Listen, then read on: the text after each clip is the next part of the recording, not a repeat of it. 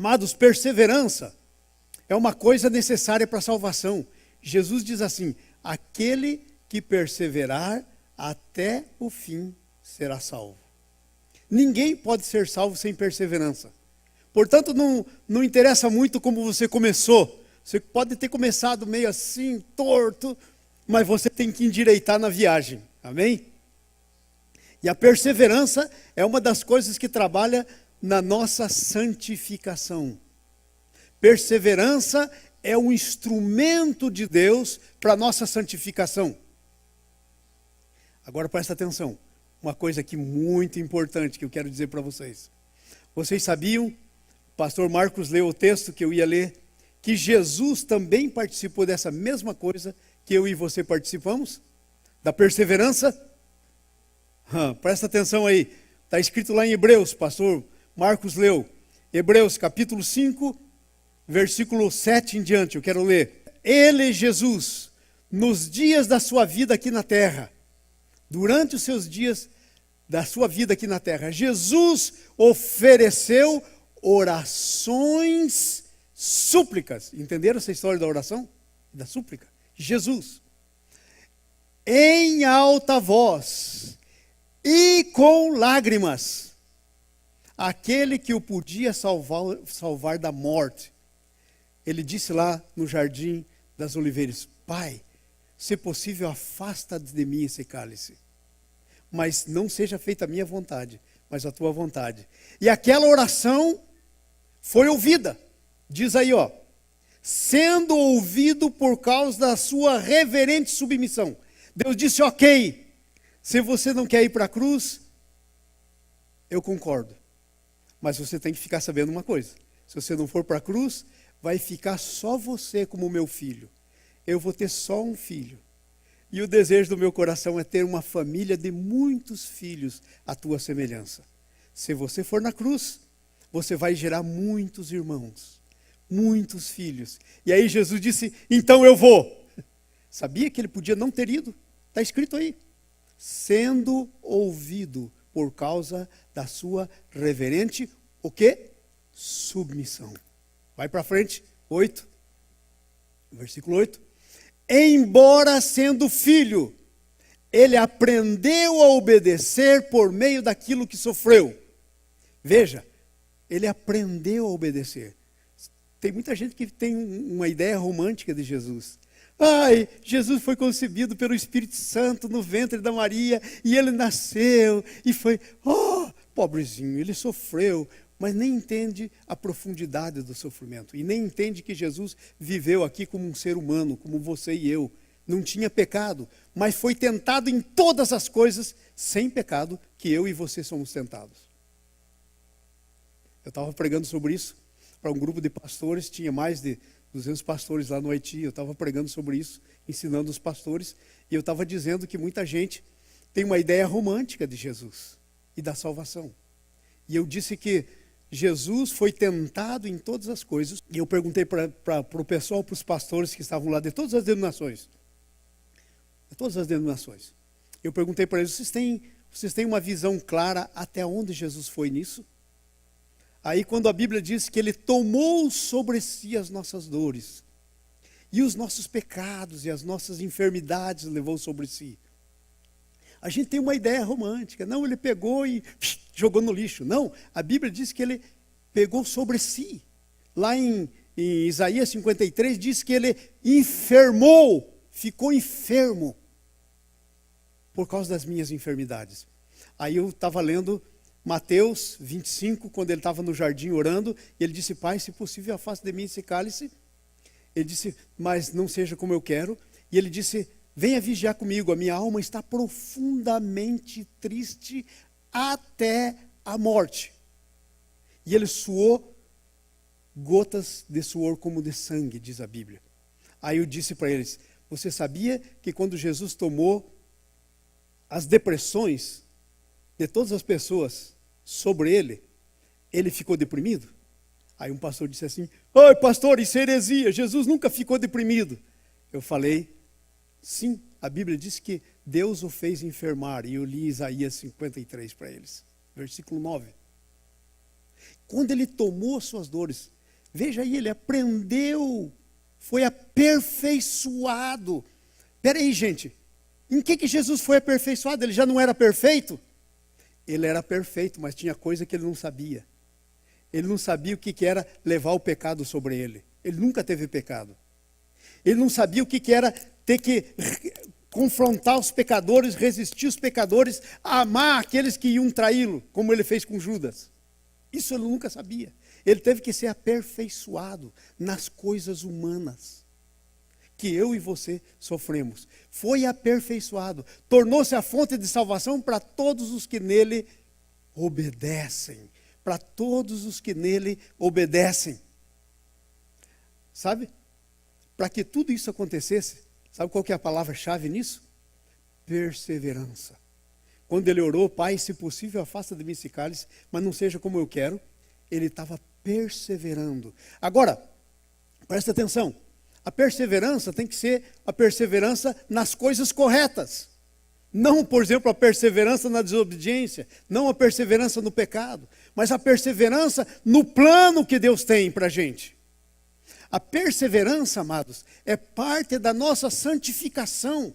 Hebreus diz assim, Hebreus 14, segui a santificação e a paz com todos, sem a qual ninguém verá o Senhor. Uou!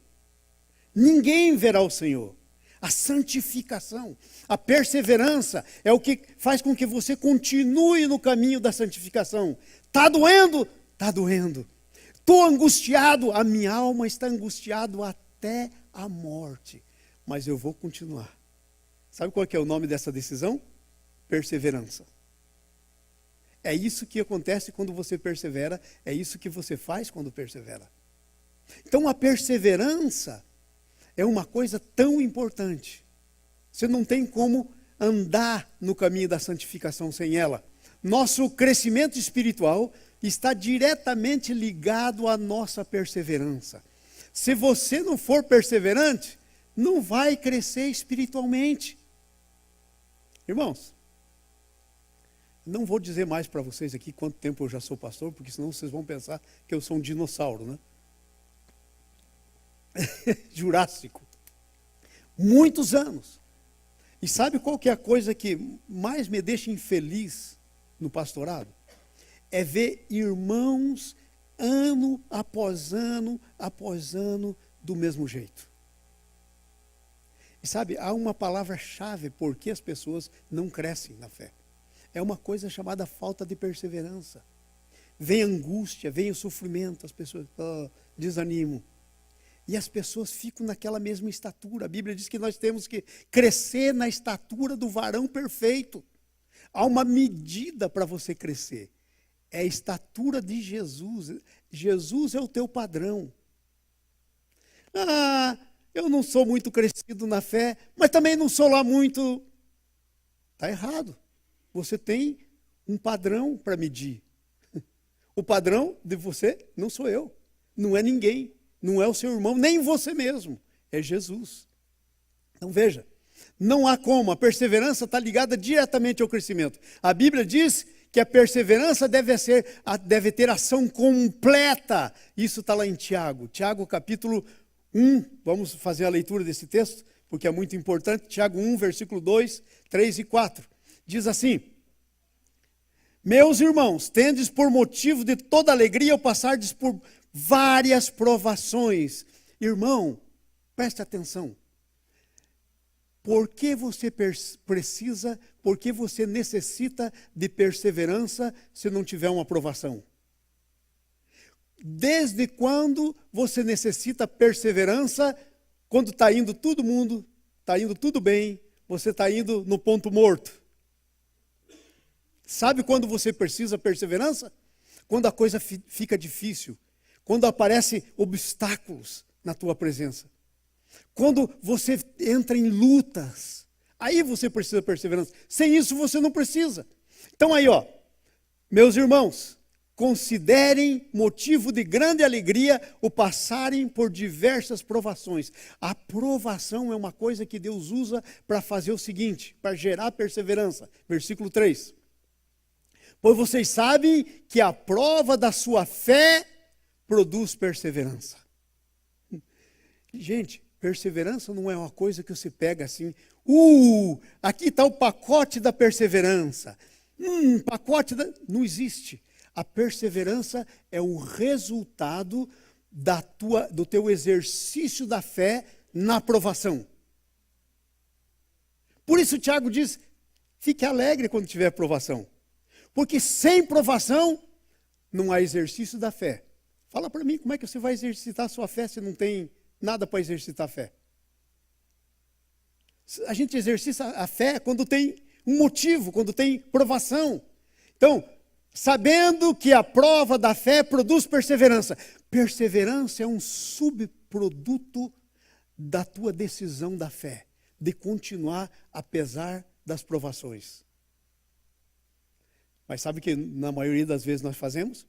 A provação vem e nós dizemos, Deus não me ama. Deus não está comigo. Deus não ouve minha oração. Se Deus estivesse comigo, isso não estaria acontecendo. Irmãos, tudo isso é bobagem da cabeça. Está acontecendo. Fala para mim uma coisa. Diga para mim, vocês são inteligentes. Fala para mim.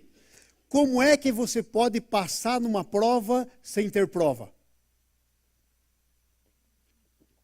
Desde quando é possível? A aprovação Deus manda para você passar na prova, e cada vez que você passa na prova, você constrói uma coisa chamada perseverança. Aleluia! Aleluia! A perseverança é um subproduto da fé que vence. Porque diz aí, a prova da sua fé produz perseverança. Vamos para o último versículo, 4. Veja o que diz aí. Versículo 4, por favor. E a perseverança deve ter ação completa. Amados, não é um pouquinho de perseverança. Não é perseverança numa coisa. É perseverança em tudo. Em tudo. E a perseverança deve ter ação completa, a fim de que vocês sejam maduros, íntegros, sem lhe faltar coisa alguma. Mas pastor, está me faltando. Qual é o segredo? Toma essa cápsula aqui, perseverança. Não, pastor. Não quero tomar essa cápsula de perseverança. Porque se eu for querer perseverar, vem provação. Sim, vem. Então eu não quero. É como a gente diz, se você orar ao Senhor pedindo paciência, Ele vai te dar prova. Porque o que produz a paciência é a provação. Se você orar por perseverança, vai ter provação. Mas a provação é parte para você crescer. Gente, como é que alguém passa do terceiro grau para o 4º grau? Tem prova. Como é que alguém passa de ano? Tem prova. Então é isso que está em jogo na nossa vida. Vamos lá para o nosso primeiro PowerPoint? A nossa introdução. Por favor, o primeiro aí. E aí diz assim, a Bíblia diz que tem que ser nada deficiente. Hoje vamos falar então sobre como é que podemos desenvolver essa perseverança. E a primeira coisa para você desenvolver perseverança, sabe o que é? Você tem que saber onde você quer chegar. Você tem que ter um propósito definido. Eu vou fazer uma pergunta para você. Não responda, responda para você mesmo. Ok? Qual é o propósito da sua vida? Ai, pastor, eu não sei. Então está muito ruim. Porque se você não tem propósito, eu quero dizer para vocês o que é propósito. Propósito é como um farol. Se você não tem propósito, você não tem direção para andar. Propósito é como um farol, ele serve para te mostrar a direção. Esse é o propósito. E sabe, quando Deus pensou em você e você veio nesse mundo, você veio com um propósito. Não veio por casualidade. Deus tem um propósito da sua vida, para a sua vida. E talvez você está pensando assim, ai pastor, eu não tenho sido feliz. Está fora do propósito. Ai pastor, eu não tenho sido vitorioso. Está fora do propósito. Não pode haver vitória fora do propósito. Não, ai, pastor, eu não me sinto assim completo. Irmãos, eu vou dizer uma coisa aqui para vocês. Vocês querem saber qual é a maior dificuldade no trabalho pastoral? Eu vou dizer para vocês, escute isso. Sabe qual é a maior dificuldade no trabalho pastoral? É que a gente está trabalhando com as pessoas e as pessoas não fazem o que tem que fazer para crescer. Então elas ficam estagnadas e elas começam a sentir um vazio lá dentro. E elas começam então a se sentir mal, elas começam a se sentir... E sempre tem que achar um culpado. E nunca a gente é o culpado. Quando o culpado de fato é a gente. E daí sabe o que acontece? A gente começa a pensar que a igreja não é boa. A gente começa a pensar que nossos amigos que a gente está andando não são bons. A gente começa a pensar que o nosso emprego não é bom. A gente começa até a pensar que o nosso Deus não é bom. Por causa desse vazio lá dentro. E aí a gente não resolve. Então a gente começa a ficar insatisfeito e está insatisfeito com tudo. Mas o problema não está fora da gente, está dentro da gente. E é a falta de uma coisa chamada propósito definido. Qual é o teu propósito? Para onde você está andando na sua vida? Gente, se Deus quisesse que o propósito na sua vida fosse trabalhar, Ele tinha feito você uma formiga. Porque a formiga é o ser que trabalha sem parar. Verão, inverno, ela está trabalhando. Você não é uma formiga. Deus tem um propósito maior do que você, inclusive. Porque se o propósito de Deus para você é do teu tamanho, então é propósito teu, não de Deus. Agora, se o propósito na tua vida é maior que você, então ele veio de Deus. E Deus tem um propósito para você. A grande pergunta é, qual é o propósito? Porque sem propósito, gente, como é que você vai perseverar? Não sabe para onde está indo. Eu quero dizer uma coisa para vocês, eu estou perseverando. Eu sei qual é o propósito de Deus para mim nesse tempo da minha vida. E sabe, eu tenho orado. Porque quando a gente sabe o propósito, às vezes a gente pode cometer alguns erros, como eu já cometi. Estou falando de mim, não de vocês. Estou pregando para mim, como sempre faço. Sabe, se a carapuça cair na sua cabeça e der certo, amém. Se não, eu estou pregando para mim. Ok?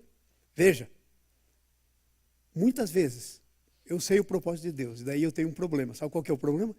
Eu saio por mim mesmo tentando cumprir o propósito de Deus. E aí, vai para o lado errado.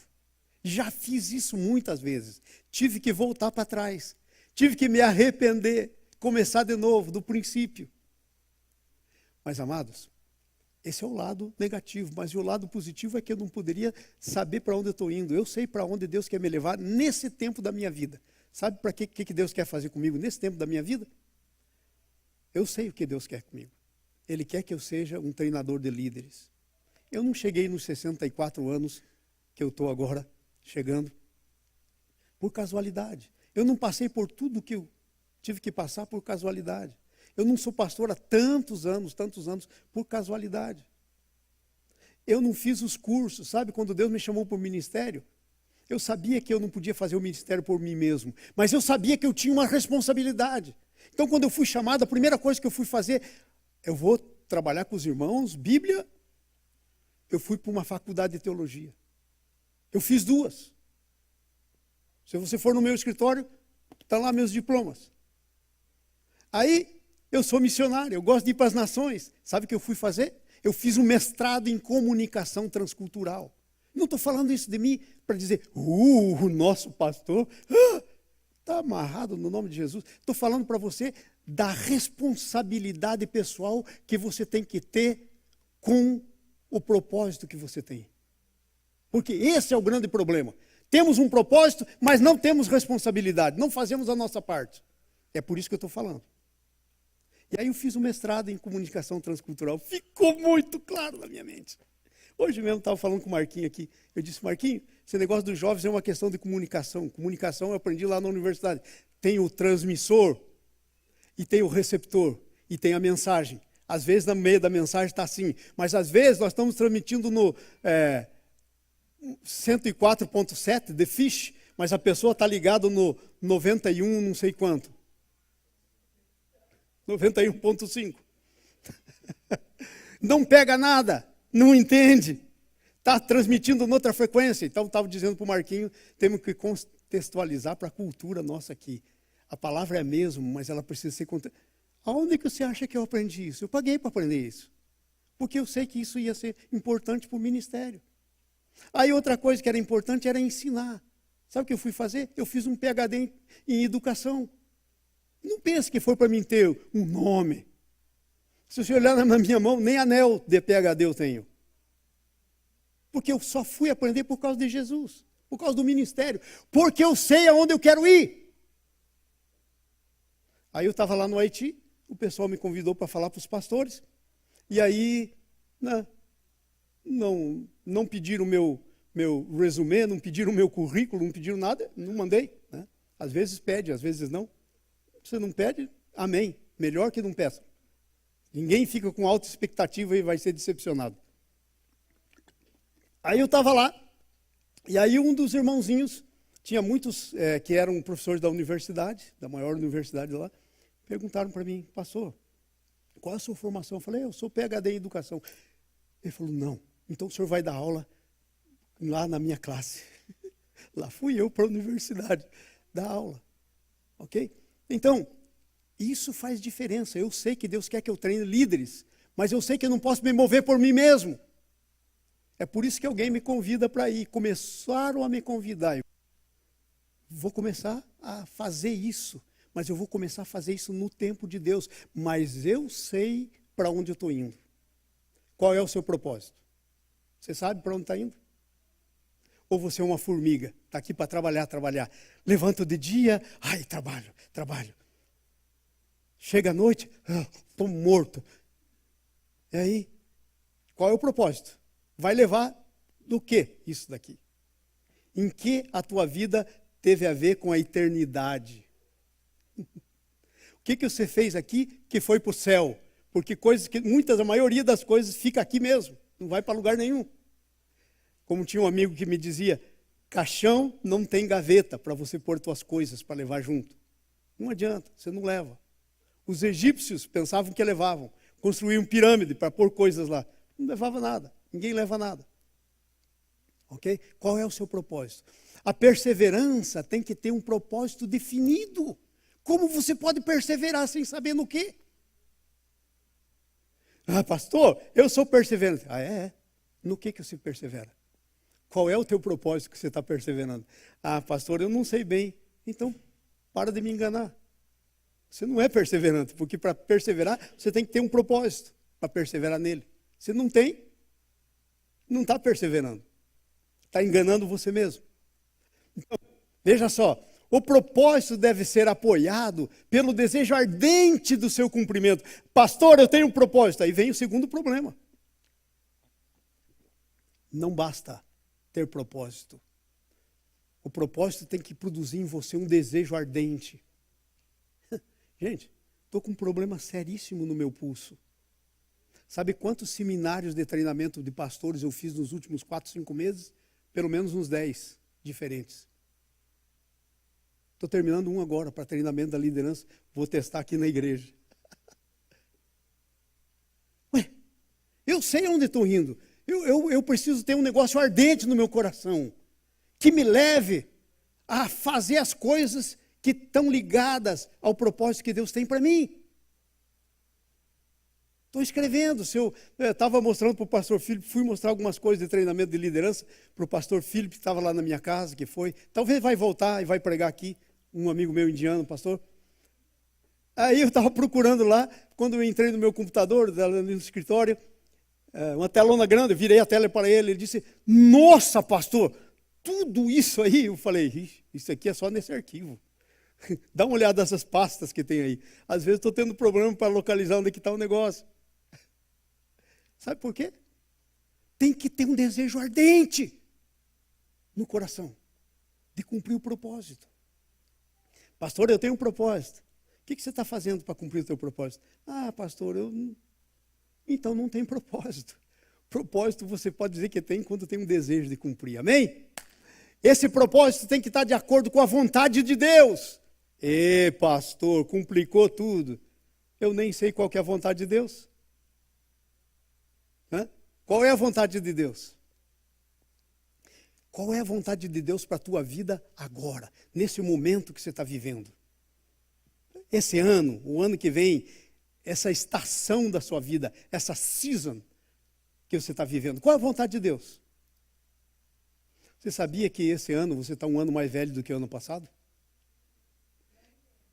Gente, já comecei na minha vida na regressiva.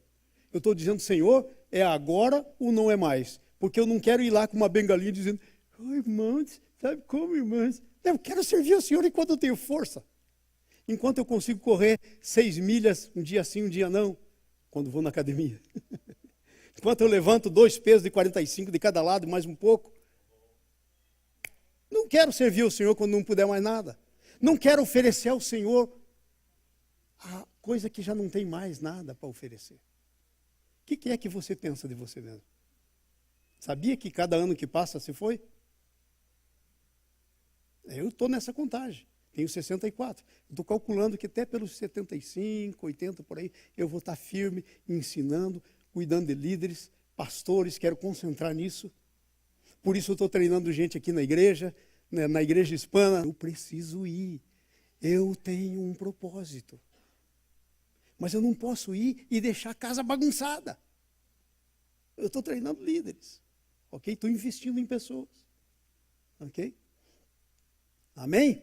Então, isso está de acordo com o propósito, está de acordo com a vontade de Deus? No meu caso, sim.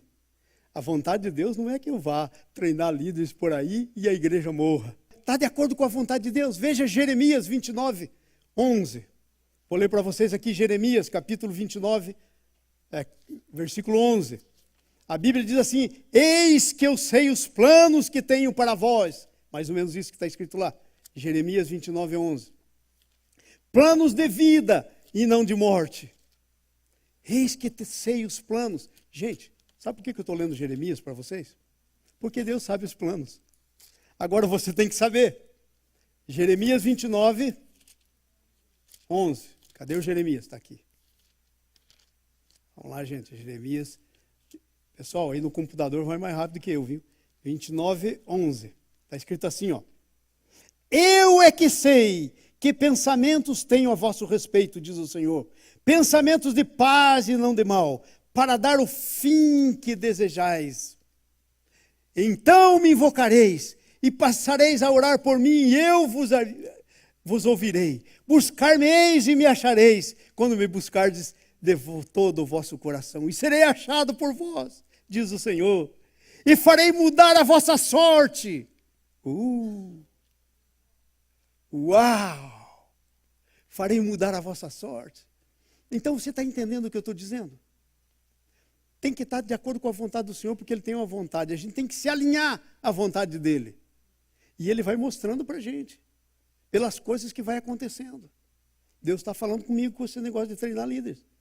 De repente, chega aqui o pastor Filipe e disse, pastor, tem um grupo de uns 100 pastores, lá no mundo árabe, precisando de treinamento. Vou marcar, o senhor vai? Eu falei, vou orar. Não posso ir onde Deus não está me mandando. Mas eu sei que Deus está me mandando, mas não sei se está me mandando lá e agora. Tenho que orar. Entenderam? Então, Deus vai abrindo as portas. Deus vai te dando condições. Deus vai preparando você.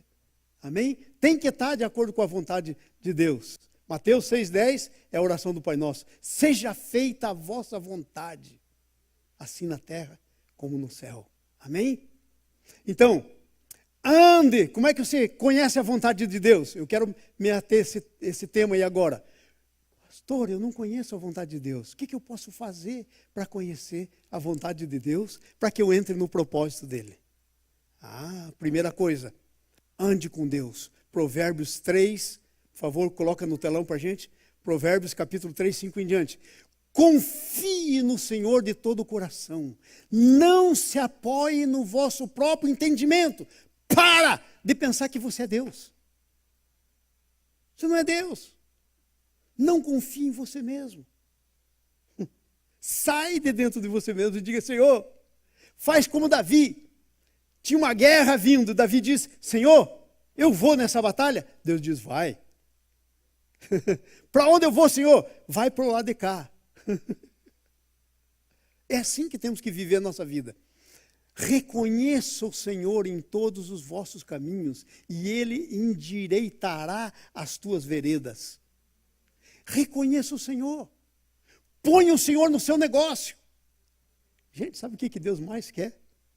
É que homens que conhecem a Ele e que têm negócios, põem Ele como o Senhor do seu negócio. Gente, essa é a coisa mais importante que alguém pode fazer. Põe o Senhor no seu negócio. Ele sabe o que você não sabe. Ele conhece. Não seja sábio aos teus próprios olhos. Tema o Senhor e evite o mal. Então essa é a primeira coisa. Como é que nós vamos conhecer o propósito de Deus? Andando com Deus.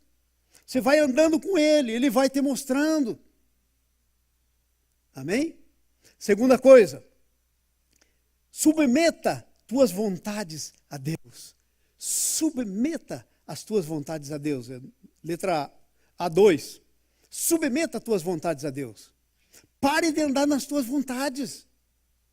Gente, deixa eu contar para vocês isso. Vocês sabem o que passa quando alguém fica possesso por um demônio? Eu já expulsei tantos demônios na minha vida que... Né? Sabe o que acontece quando alguém fica possesso de verdade? Ele não sabe quem é na hora que está possesso. Porque um demônio é uma outra personalidade. A pessoa tem a sua personalidade. Se ela fica possessa por um demônio, tem duas personalidades. E normalmente o demônio assume. A pessoa fala com outra voz. Um monte de coisa acontece. Agora veja, nós temos uma personalidade.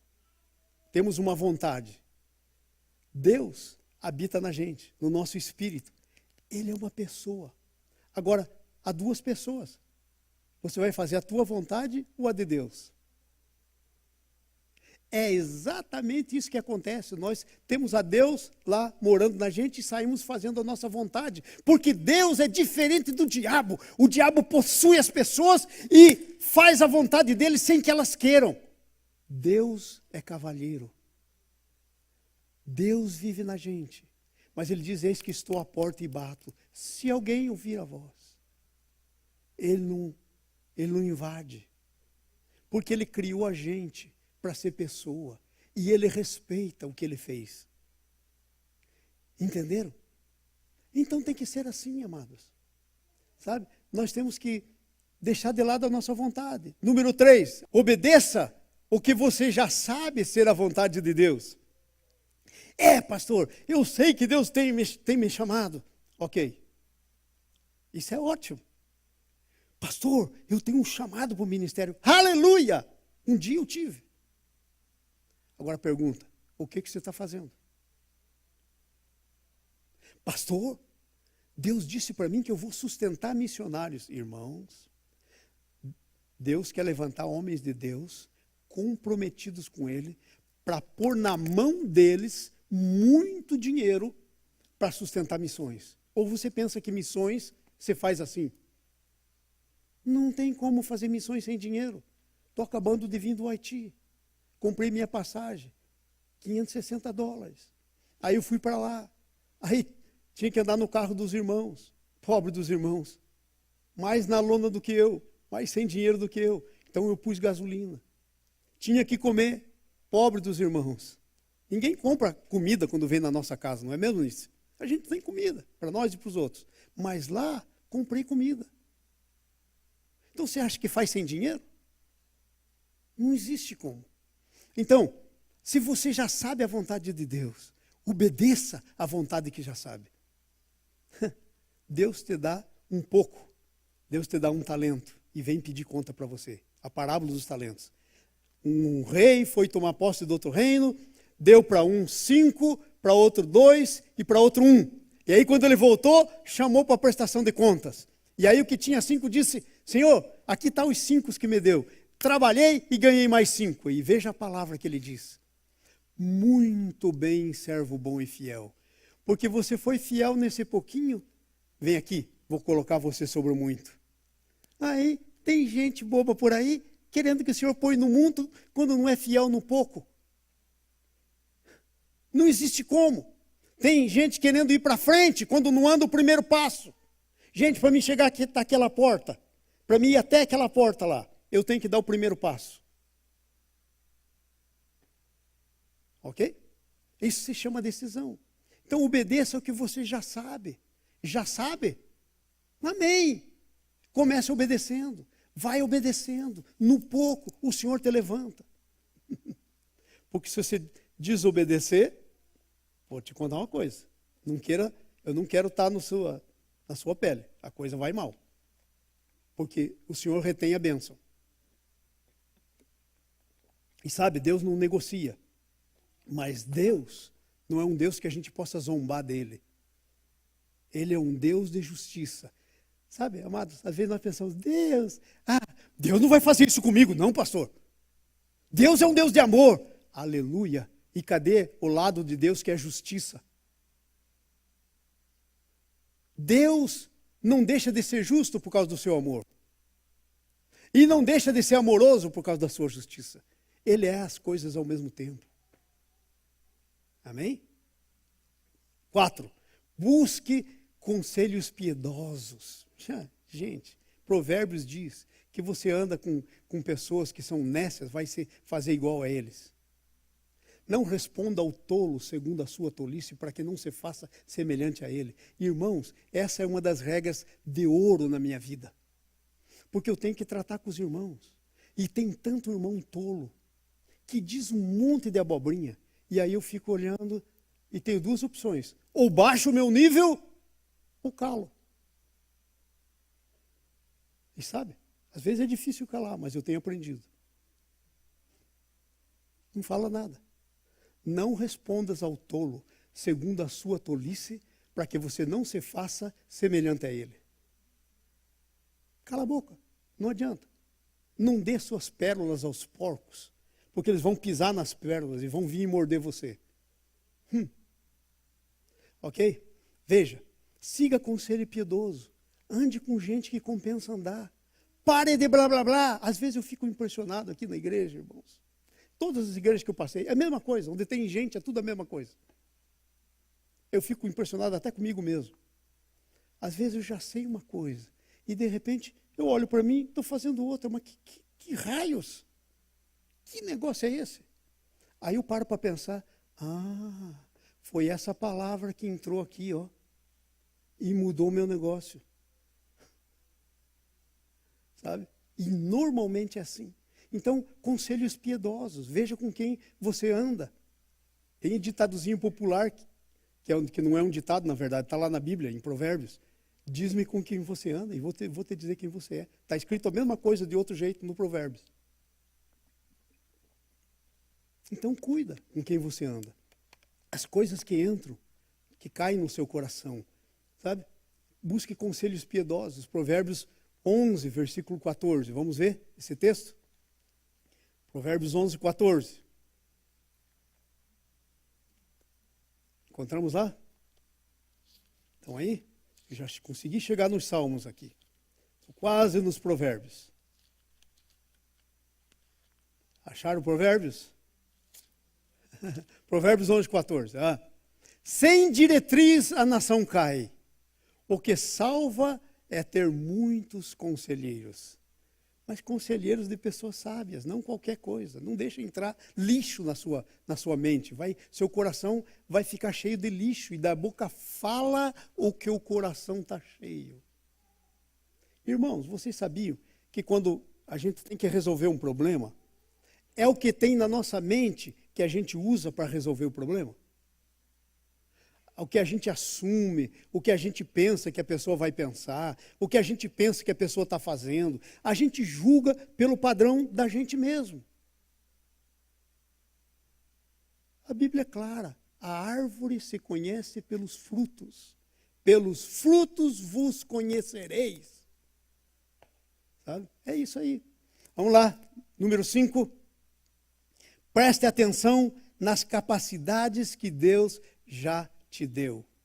Volta lá para o nosso slide, número 5. Preste atenção nas capacidades que Deus já te deu. Gente, Deus não é tonto. Tem muita gente que às vezes pensa que Deus é um Deus tonto. Como assim, pastor? Tem muita gente que pensa que Deus fez você com algumas capacidades e agora vai mandar você fazer uma coisa que Ele nunca te deu capacidade para fazer. Excuse me. Se Ele te criou e te deu capacidades, é porque Ele quer te usar do jeito que Ele fez você. Então, presta atenção nas suas capacidades. 1 Pedro 4,10. Cada um exerça o dom que recebeu para servir os outros, administrando fielmente a graça de Deus em suas múltiplas formas. Múltiplas formas, bastante formas, diferentes formas. Então, exerça aquilo que Deus te deu. E aqui não está falando só sobre o dom do Espírito, não. Está falando das capacidades que Deus construiu dentro de você. Amém? Ok. Número 6. Ouça o Espírito Santo. João 10, 27. Isaías 30, 21. Ouça o Espírito Santo. Vamos primeiro aí para o João 10. Vamos lá? As minhas ovelhas ouvem a minha voz, eu as conheço e elas me seguem. As minhas ovelhas ouvem a minha voz. Jesus disse. E sabe quem é a voz de Jesus? É o Espírito Santo no seu coração. O Espírito Santo no seu coração é aquela vozinha atrás da sua orelha falando com você. Vamos lá, Isaías. Coloca o texto, por favor, de Isaías para a gente. Veja isso, que coisa interessante, 30, 21. Quer você volte para a direita, quer você volte para a esquerda, uma voz atrás de você vai dizer, esse é o caminho, andai nele. Nossa, pastor, mas se fosse assim, então seria simples. É assim. O problema está aqui, ó, no ouvido. A voz está falando, mas às vezes o ouvido está entupido. Sempre tem a voz, mas nem sempre ouvimos a voz. Amém? Sempre tem a voz, mas nem sempre ouvimos a voz. Vamos lá? Ouça o seu coração, Salmo 37, 4 a 5. Deleita-te no Senhor, e Ele atenderá os desejos do teu coração. Cheque o seu coração. Quais são os desejos que tem no seu coração? Quais são os desejos? Eu vou dizer uma coisa. Às vezes, para a gente servir as pessoas, a gente tem que ser muito forte. Porque as pessoas, às vezes, não querem incomodar. Eu vou dar um testemunho para vocês sobre o Richard. Richard, do you have earplugs? Ok. Então você vai ouvir o que eu estou dizendo. Ele está aí para dizer se sim ou não. O Richard está se movendo para um novo apartamento. Ele estava vivendo num hotel. Não é de Deus isso. Ele é membro da igreja. Então nós nos movemos para arranjar um apartamento para ele. Aluguei um apartamento no meu nome. Para ele. Então, fui ajudar a mudança dele. E estava lá o Richard, sempre querendo, não pastor, não levanta. A sua esposa disse que o senhor não pode levantar peso. Eu falei, é que ela não vai na academia comigo. Senão ela ia ver o que eu faço. Não, senhor. Aí levantando colchões, arrumamos os colchões, alguém deu os colchões para o Richard. Vamos levar, carregando na caminhonete, colchão, carregando sofá na caminhonete. E aí, sabe o que acontece? O desejo do teu coração vai aparecer quando você começa a fazer as coisas. Se você quer servir ou não. Estou lá eu querendo servir o Richard e o Richard. Não, eu pego esse sofá. Falei, não, pego de um lado, eu pego do outro. Vamos levantar esse sofá. Então, amados, o desejo do nosso coração. Entrega o teu caminho ao Senhor, confia nele e o mais Ele fará. Entrega, Ele atenderá o desejo do teu coração. Você quer servir, o Senhor vai te ajudar a servir. O que tem no teu coração, ouça o teu coração. Não deixe o teu coração ir para o lado errado. Construa do seu coração aquilo que está no coração de Jesus. Tem que construir esse coração. Tem que encher o coração. Porque do teu coração você vai tirar. Tem que deixar de ser alguém que só quer receber. Tem que ser alguém que quer dar. Que quer dar. Ok? Então o coração. Veja, ouça o seu coração. Preste atenção para onde o Senhor está te dirigindo. Preste atenção para onde o Senhor está te dirigindo. Deixa Ele segurar o volante da sua vida. Solta o volante da mão dele. Porque Ele vai guiar você. É o versículo anterior que nós lemos. Atos 16, de 6 a 10 diz assim, os discípulos, Paulo queria ir para um lugar, ele disse não.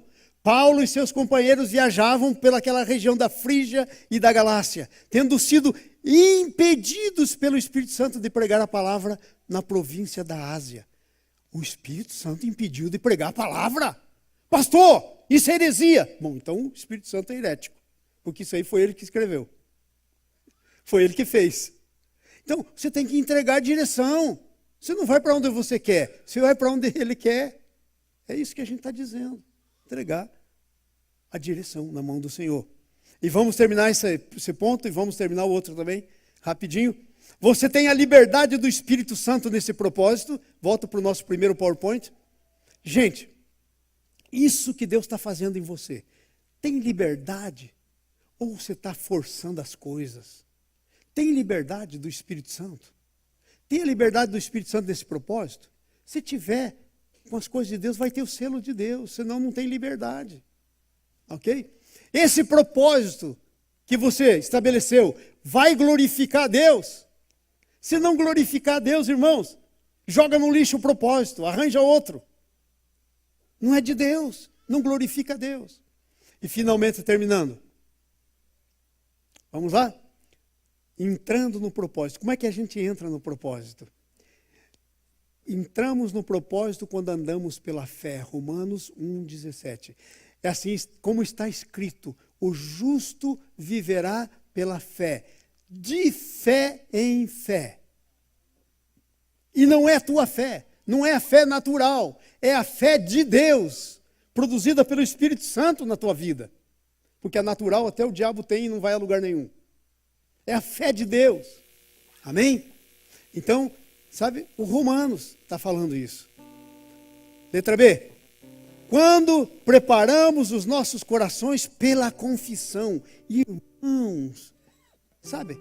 Se confessarmos os nossos pecados, Ele é fiel e justo para nos perdoar os pecados, se confessarmos. Diga comigo, se. Vamos lá outra vez, se. Se é uma condição, if. Se você fizer isso, o resto acontece. Se não fizer, o resto não acontece. Então, você não entra no propósito de Deus, sem confessar os pecados. Às vezes o Espírito Santo está convencendo, a carapuça caindo. E a pessoa resistindo ao Espírito Santo. Pastor, é possível resistir? O Espírito Santo é Deus. É possível. A Bíblia diz, não resistais o Espírito Santo. Ok? Então, nos preparamos pela confissão. Quando removemos as distrações pelo jejum, aí está Jesus. Ele foi conduzido pelo Espírito Santo ao deserto para jejuar. Jejuou 40 dias e 40 noites. Vai para frente, versículo 2. Depois de jejuar 40 dias e 40 noites, teve fome. 40 dias de jejum. A mente dele estava pronta, não tinha distração. Aí vem o diabo e vai tentar. Nós temos que ser pessoas diante de jejum e de oração. Isso foi Jesus. Ele é o nosso padrão. Sem esse padrão a gente não consegue. Amém? Então, pessoas de jejum e oração. Letra D, volta para o nosso PowerPoint. Como Jesus foi. Espere, ore e escute a Deus. Espere, ore e escute a Deus.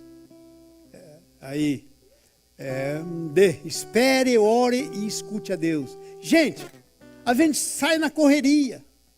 Não, a gente ora e diz, irmão, estou orando por isso. Pastor, estou orando por isso. Ah, é?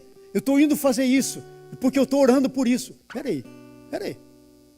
Você está orando, mas você já ouviu a resposta? A gente quer ver um jeito de enganar você mesmo? Isso acontece muito comigo. E eu acredito que acontece com você. Quer ver o jeito de enganar você mesmo?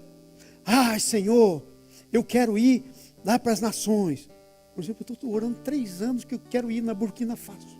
Ver as nossas escolas. Temos 4 escolas, milhares de crianças. Na missão lá na Burkina Faso, com Mussa, que muita gente aqui da igreja conhece. Estou orando há tempo. Mas às vezes a gente faz assim. Senhor, eu quero ir lá para Burkina Faso. Senhor. Ei, irmão, quero ir para Burkina Faso. Mas eu estou sem dinheiro. Olha a fé. Fé na fé do irmão. Aí o irmão se comove e me dá a passagem. Aí, estou querendo ir para Burkina Faso. Já ganhei a passagem, pastor. Mas me faltam as outras coisas. Aí o pastor se comove e dá... Andando pela fé dos outros, sabe? Ora e não escuta. Porque a hora que Deus disser sim, tudo se arruma. Tudo se alinha. Tudo se alinha. Mas a gente ora e não escuta. Amém? Ora e não escuta. Não espera. Vai no tempo errado. E aí, vai e volta todo ferido. Última coisa. Os propósitos de Deus prevalecem. Olha Jonas, Gênesis 50 também fala sobre isso, versículo 20. Os propósitos de Deus prevalecem. Olha a história do Jonas. Deus disse para Jonas, Jonas, vai para Nínive, eu quero trabalhar com você lá. O Jonas disse, Nínive? Né? Te conheço, Deus. Eu vou para lá, prego o evangelho para esses incrédulos, eles se convertem, e daí não vem juízo sobre eles. Eu quero mais juízo sobre eles, porque eles são nossos inimigos, da nossa nação. Vou pegar um navio e vou para Tarsis. Vocês sabem a história de Jonas, aliás. A história de Jonas. Deus faz cumprir o propósito, não tem como fugir. Davi disse, para onde me ausentarei da tua face? Se suba aos céus, lá está. Se faça a minha cama no mais profundo do abismo, lá estás também. Não tem como. Não tem como. Vamos para a próxima. Vamos terminar isso então. Vai para a conclusão. Veja a nossa conclusão. Conclusão. Vamos ler todos juntos? Vamos aí? Vamos lá. O propósito deve ser a base antes do fazer. A base... Não, vamos outra vez, porque meu óculos aqui está me enganando. O propósito deve ter como base o ser antes do fazer. Deus quer que você... Gente, sabe? Deus é Deus, gente. Com uma palavra Ele diz e tudo acontece. Ele não precisa de você, de mim, de ninguém. Ele escolheu usar a gente, porque Ele quer. Mas a maior coisa que Ele quer é você. Sou eu. O maior trabalho é no meu ser, não é no que eu posso fazer para Ele. Ser cristão não é o que eu faço para Deus. Ser cristão é o que Deus faz em mim. Isso é ser cristão. Às vezes estou 10 anos e Deus não fez nada. Então, sou um péssimo cristão. Mas eu fiz muita coisa para Deus. Grandes coisas. Ok? Deus vai dizer, não vos conheço. Senhor, ressuscitei morto no teu nome. Fiz isso. Não te conheço. Não está escrito na Bíblia? Está escrito lá em Mateus. Ok? Então, é o ser antes do fazer. Vamos lá? Porque segundo a Bíblia, o que mais interessa a Deus é o nosso coração. Diga, o que mais interessa a Deus é o meu coração. Agora leia o resto. Ele diz, dá-me, filho meu, teu coração. Eu quero terminar aí. Fique em pé, no nome de Jesus. Quero terminar dizendo essa palavra que não é minha. É palavra de Deus para você. Deus está dizendo hoje, dá-me, filho meu, teu coração. Pastor, já dei. Entrega de novo. Você tem uma coisa que não vai fazer mal para você, é entregar de novo o teu coração. É reconsagrar o teu coração. Não vai fazer mal. Isso e caldinho de galinha não mata ninguém. Só faz o bem. Dá-me, filho meu, teu coração. Provérbios 23. Nossa resposta deve ser: cria em mim, ó Deus, um coração puro. E renova dentro de mim